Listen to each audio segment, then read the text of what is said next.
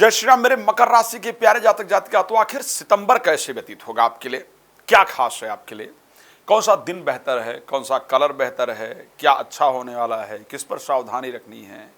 कुछ अपने लोग भी शत्रुता करेंगे जिन पर हम बहुत भरोसा करते हैं, और कुछ लोग वो भी मित्र होंगे जो शायद अभी तक जिनको हम शत्रु समझते हैं। तो इस प्रकार की कुछ परिस्थितियां आपके लिए रहेगी और इस पर हम विशेष चर्चा भी इस कार्यक्रम में करेंगे। एक सूचना के बाद एक सूचना आपको सबसे पहले दे देते हैं। 22 सितंबर से पितृपक्ष में मैं भागवत कथा का आयोजन कर रहा हूं, जो कि पितृ मुक्ति के लिए उससे बेहतरीन साधन नहीं है। पितृ शांति, पितृ दोष निवारण, पितृ मुक्ति के लिए उससे बेहतरीन और कोई साधन नहीं है।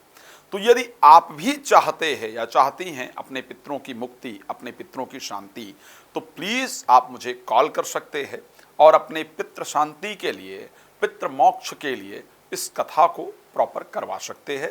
और ये कथा होगी तो इसमें पार्ट ले सकते, भाग ले सकते हैं। सुबह पहले पितृ का तर्पण, देव तर्पण, ऋषि तर्पण, यम तर्पण, ये सब किया जाएगा। उसके बाद शाम को कथा होगी। कथा के बाद रोज प्रसाद वितरण होगा।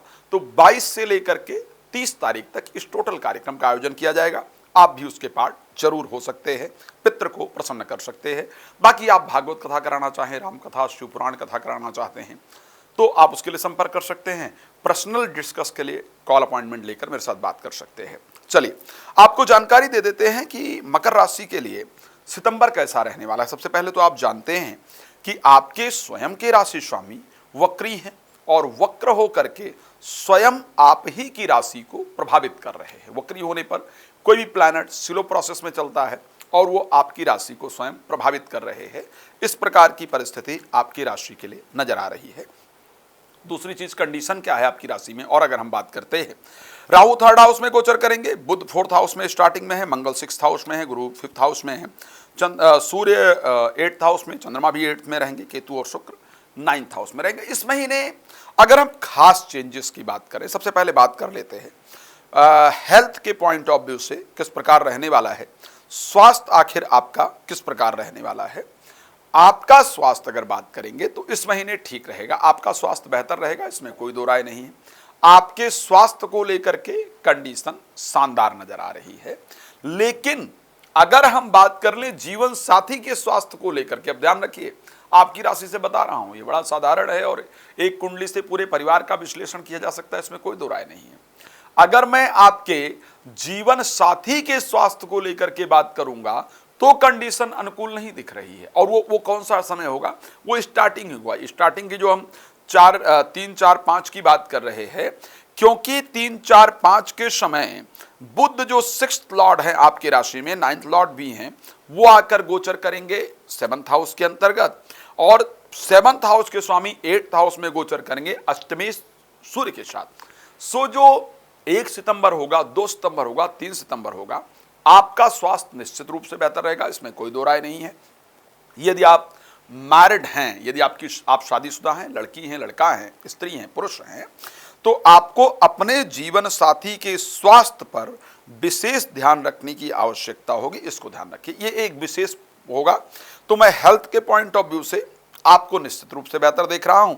अब दूसरी बात कर लेते हैं कि तो भाई आर्थिक परिस्थितियां क्या रहने वाली हैं इस महीने। अगर हम धन के परिस्थिति को लेकर के बात करें तो क्या रहेगा? देखो, धन आएगा इस महीने, इसमें कोई दो राय नहीं है।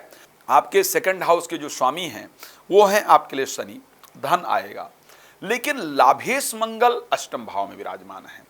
धन को आपको रोकने का प्रयास करना होगा। धन आए उसको इन्वेस्ट कर दीजिए, रख दीजिए।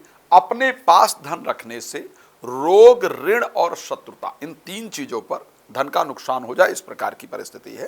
तो पैसा आने का संयोग आपकी राशि में शानदार दिख रहा है, लेकिन उसको संभालने की आपकी रिस्पॉन्सिबिलिटी है। बेकार की चीजों पर खर्च करने से आपको बचना है। लड़ाई झगड़ा इत्यादि करने से आपको बचने की आवश्यकता है। 3rd इंपॉर्टेंट चीज एजुकेशन, प्रेम संबंध और संतान। ये बड़े जो मैं उन पॉइंट्स को कवर करता जा रहा हूं जो जनरली एक नीड है लोगों की, जो जरूरत है, एक साधारण व्यक्ति जिस चीज के बारे में जानना चाहता है, जानना चाहती है। तो सबसे इंपॉर्टेंट कि एजुकेशन के पॉइंट ऑफ व्यू से कैसा रहने वाला है ये महीना, संतान के पॉइंट ऑफ व्यू से कैसा रहने वाला है। तो आपको बता देता हूं कि शुक्र जो है, जो कि 5म भाव के आपके स्वामी हैं, 10म भाव के भी स्वामी हैं, वो नीचस्थ होकर के गोचर करेंगे 18 तारीख तक आपके 9th हाउस में। सो 18 तारीख तक स्वास्थ्य को लेकर के क्षमा चाहूंगा, संतान को लेकर के या प्रेम संबंध को लेकर के, एजुकेशन को लेकर के परिस्थिति अच्छी नहीं दिख रही। उसका रीजन आपको बता रहा हूं कि प्रेमी प्रेमिका के मन में शुक्र केतु के साथ गोचर करेंगे, तो प्रेमी प्रेमिका के मन में गलत फहमी उत्पन्न हो, उनको पहचानने में, उनके नेचर को पहचानने में, उनके विचार को समझने में आपको बहुत प्रॉब्लम का सामना करना पड़ेगा। तो वो दिक्कतें आपके साथ उत्पन्न होने वाली हैं। लेकिन शुक्र के परिवर्तित होने पर 18 तारीख से ये सब परिवर्तित हो जाएगा। अच्छा, इस समय पर बच्चों को समझने में, उनको पहचानने में, उनके बिहेवियर को जानने में आपको बड़ी तनाव उत्पन्न होगी, चिंता उत्पन्न होगी। लेकिन ये सब परेशान नहीं होगा, एक टेम्परेरी है। 18 तारीख के बाद ये चेंज हो जाएगा। प्रोफेशनल लाइफ में भी 18 तारीख तक लोग षड्यंत्र करने का प्रयास करेंगे, आपको नुकसान करने का प्रयास करेंगे, इवन आप पर ब्लेम लगाने का प्रयास किया जाए, और ऐसा भी पॉसिबल है कि आचरणिक ब्लेम लगाने का प्रयास किया जाए, ये भी कंडीशन है। तो सावधान रहने की आवश्यकता। देखो, एक बात ध्यान रखिए, लोग कहते हैं कि मीठा मीठा बोलने से लोग राशिफल को ज्यादा सुनते हैं, बट मैं एक बात कहना चाहता हूं, मीठा मीठा बोलकर फायदा नहीं, मुझे लगता है कि सच बोलकर फायदा है। सुंदरकांड में गोस्वामी जी ने कहा कि सचिव वैद गुरु तीन जो प्रिय बोले भयास, और आज धर्म तन तीन कर हो ही बेगही नाश। तो जरूरत है कि अच्छी बातें की जाए, सच की जाए, सच बातें की जाए। अच्छा, एक चीज और जो इंपॉर्टेंट है ध्यान रखने वाला, एक तो वाइट कपड़े संतान से रिलेटेड चीजों पर काम करने के लिए, प्रोफेशनल लाइफ पर जाने के लिए, या फिर प्रेम संबंध में बात करने के लिए, एजुकेशन पर जाने के लिए वाइट ड्रेस नहीं पहनिएगा।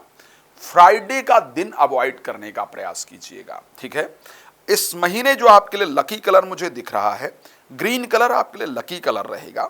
ग्रीन और ब्लैक इस महीने प्रयोग करेंगे तो फायदा करेगा।